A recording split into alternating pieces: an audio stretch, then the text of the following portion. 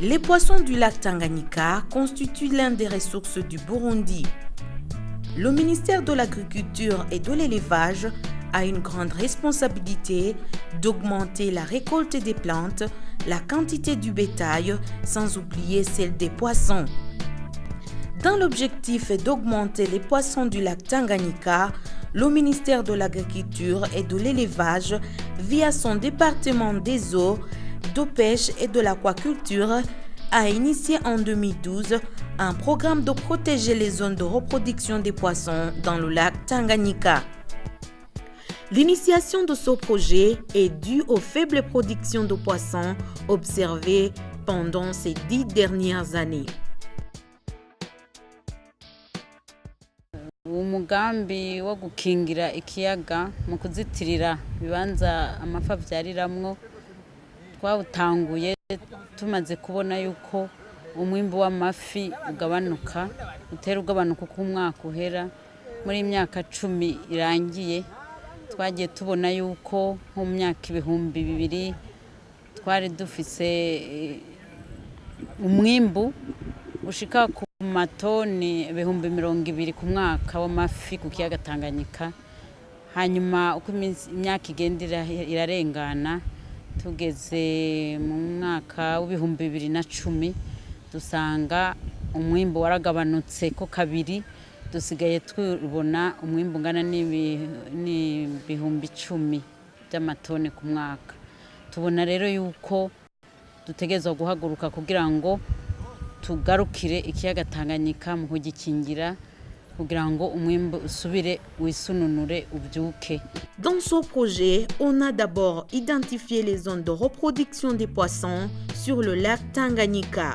Certains critères caractérisant ces zones ont été relevés. Amafi avyarira mu bisanzwe ari ahantu hakingiwe hatekanye, hariho amatenga, hariho nk'umucanga mwiza zishobora kugiramo ivyari zikimba zikavyarirayo ari amagi yazo zigaca kugira zize zirayakingira aho hantu. Donc ahantu hakingiwe hatari imikuba myinshi kandi hegereye ku nkengera z'ikiyaga.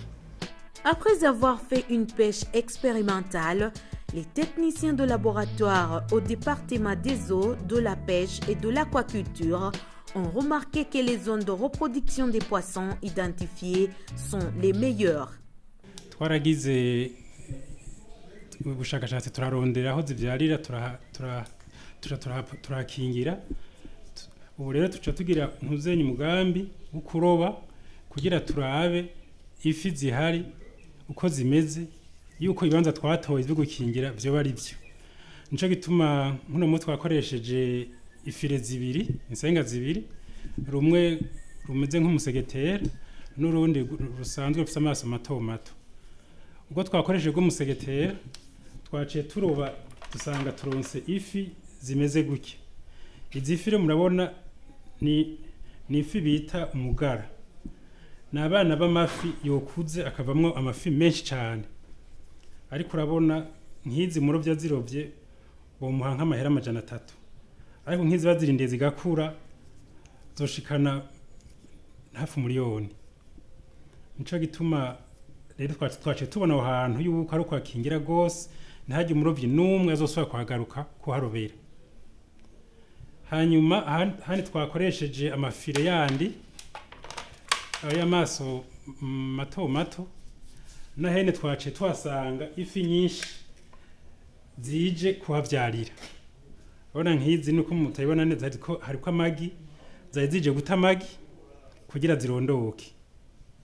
Hanyuma hariho n'izindi zamaze kuyata nasanze mu nda atamagari nko zamaze kuyata. Urumva rero nk'izo rero bace baharobera baca baroba izi zije guta bakaroba amagi zataye bakaroba n'izindi zose zari zitangwe gukura zija mu mazi hagati ugaca usanga uburovyi barabohoneje mu misi mikeyi. Namu kutwazira bisanga izi nazo n'ubwoko bwazo umugabo izi n'ingabo kuko imisi yose iyo zigiye guta ingore zijana n'ingabo kugira amagi ashobore kugira ico bita gufekonda, amagi ashobora kuvamwo izindi fi. Pour protéger ces zones de reproduction des poissons, ils ont utilisé les cordes, les ancres et les bouées. Les comités de surveillance mis en place sont composés par des groupes de pêcheurs qui pratiquent la pêche sur le lac Tanganyika.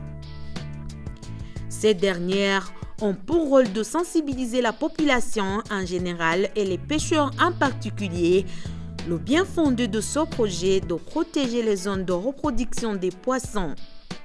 Pour faciliter les comités de surveillance de bien réaliser cette tâche, le département des eaux, de la pêche et de l'aquaculture donne des imperméables, des bolts et des unités pour la communication. Ces comités de surveillance collaborent avec les administratifs pour bien mettre en œuvre ce projet de protéger les zones de reproduction des poissons sur le lac Tanganyika. Muri ibi bijanye n'izi patrouille bagira mu mazi cyane kuja guhiga izi nsenga ibikoresho bakoresha mu mazi bitemewe n'amategeko. Rero iyo bagiyeyo baba batumenyesheje bo baja mu mazi natwe tukaja ku musozi ngaha dutegera abotoroka mu mazi bashitse ku musozi mu buryo natwe duca tubafata turi ku maguru ngaha tugenda. Le résultat escompté durant les 2 ans de réalisation de ce projet de protéger les zones de reproduction des poissons est satisfaisant. Ni umugambi bariko barangura neza cyane kandi umaze kugira ibintu biboneka mu byo twari turindiriye, ni ukuvuga yuko amafi mu kiyaga Tanganyika yosubira kugwira. N'abarovyi ubu baranezerewe bose barabibona yuko amafi yasubiye kugwira, yaba amafi mato mato yaba amafi manini manini. Les pêcheurs et les administratifs apprécient les réalisations de ce projet. Ils soulignent qu'il y a des zones où la pêche avait été déjà disparue, mais grâce à ce projet, ces zones donnent beaucoup de poissons. Mu by'ukuri uyu mugambi waje hageze nimba hatari bwarengerane kuko uyu munsi hariho akarusho ntangere kaboneka kuko kuva ivyo bibanza amafi arondokeramwe bitangiye gukingirwa ubu mwimbo wariyongeye bishimishije cyane. Twovuga nk'ahantu mu Kajaga kuri Kadirake ahantu kuri Nyamugari no mu Kanyosha yarimye hari yaribagiwe aho umwimbo wari waragabanutse cyane gushika naho uburovyi bwari hafi yo kuzimangana. Ngo kuva umugambo utanguye uyu munsi turabona ko hari akarusho kuko amafi yarasubiye kandi kuboneka gushika naho uyu munsi dusigaye dukora tukabona yuko umwimbo usanzwe uhari. Kubijanye n'uwo mugambi muri rusange twebwe nk'abajejwe intwaro n'abene igihugu ahubwo tubona yuko ari umugambi mwiza cyane kuko uri muri bimwe bituma umwimbi w'amafi wogwirirana mu gihe ingingo zerekeye uwo mugambi zobandanya zifatwa neza kugira ngo abene igihugu babandanye bavyubahiriza. Uno munsi turashima intambwe uwo mugambi ugezeko uko ababijejwe ubushikiranganje busanzwe buraba ivyo bikorwa baratubwira yuko hariho akunguko kanini cyane inyuma yaho dufatiye izo ngingo ndetse tukazikurikirana gusumba. Ce projet de protéger les zones de reproduction des poissons sur le lac Tanganyika présente beaucoup de défis. Ingorane duhura nazo ni nyinshi kandi noneho ntibitangaje kuko murabona uyo mugambi ni mushasha hani wacu. Hanyuma rero hariho abanyagihugu benshi usanga sinovuga ngo ni benshi mugabo hariho hirya no hino ahacibonekeza abanyagihugu badashobora kubahiriza ivyo bibanza. Hanyuma amakomite yacu hirya no hino iyo ariko arabibigisha abahimiriza kutaharobera ugasanga by'ukuri ntibavyumva neza. Ico rero ni igikorwa kibandanya cyo guhimiriza ibyo bita sensibilisation. Izindi ngorane novuga nti ingorane zihagaze zifatiye ku matongo. Murabona ya matongo yaraze ku kuntu yo yaze hariho abarima bakarima gushitsa aho barandura ibi vyatsi mubona biri mu mazi biri ku nkengera z'ikiyaga kandi tuzi twese ko ari rwo rw'urugamo rw'amafi. Izindi ngorane tukunda kubona kenshi n'aba baropora umusenyi canke amabuye, murabona bayakura mu mazi aho ifi zivyarira, ayo mabuye ni amafi anyegeramwo agateramwo amagi gutyo gaheza akarondoka, noneho murabona hirya no hino umusenyi bakura mu mazi, amabuye barakura mu kiyaga Tanganyika. Ivyo rero bigatuma vy'ukuri bidashobora kubahiriza canke bishobora gusubiza inyuma uyu mugambi wacu.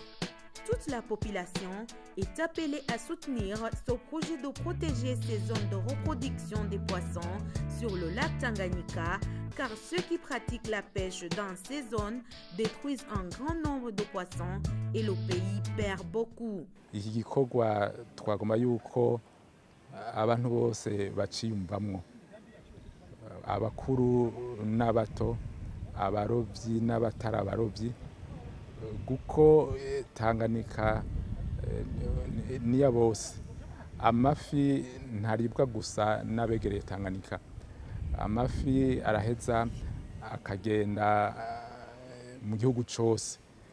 Rero iyo abantu bariko bararoba bakoresheje insenga zitemewe, baba bariko baragwanya uwo mugambi wacu wo gukingira uwo mugambi wacu kugira ngo ifi zibe nyinshi. Iyo abantu bafise uburyo bariko barubaka impande y'inkengera z'ikiyaga babuza izifi ko zirondoka, baba ariko baragwanya uyu mugambi, kandi uko babikora niko baba ariko bagira nabi n'abazovuka mu myaka iri imbere. Twagomba rero yuko abantu bareka kwikunda ngo barabe inyungu zabo muri kino gihe, ariko barabe kure, barabe n'inyungu zabo turiko turavyara. Dans le lac Tanganyika, il y a des différentes sortes de poissons et parmi celles-ci, il y a celles qui coûtent cher lorsqu'elles sont déjà grandies. Isangara yariyo kapiteni irashobora gukura gahugwa 200,000 ou bien 150,000 yimaze gukura niyo yi. Ce projet est appuyé financièrement par le PRODAP, mais car celui-ci demande beaucoup de moyens, tout le monde est appelé à donner sa contribution pour faciliter la mise en œuvre de ce projet de protéger les zones de reproduction sur le lac Tanganyika.